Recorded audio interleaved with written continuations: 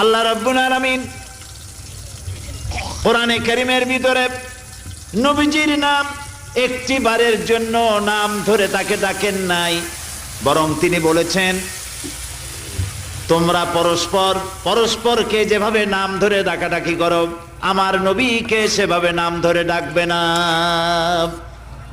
আল্লাহ নিষেধ করেছেন আমার নবীর নাম ধরে ডাকবে না। সুবহানাল্লাহি ওয়া বিহামদিহি। এই পৃথিবীতে যত নবী আসছেন সমস্ত নবীরা হলেন এলাকা ভিত্তিক নবী, অঞ্চল ভিত্তিক নবী। এক এক এলাকার, নূহ আলাইহিস সালাম এক এলাকার, মুসা আলাইহিস সালাম আলাক এলাকার, দাউদ আলাইহিস সালাম আরাক এলাকার, এরকম এলাকা ভাগ ভাগ করা। কিন্তু মুহাম্মদ সাল্লাল্লাহু আলাইহি ওয়াসাল্লামকে আল্লাহ রাব্বুল আলামিন কোন এলাকার জন্য নবী বানান নাই।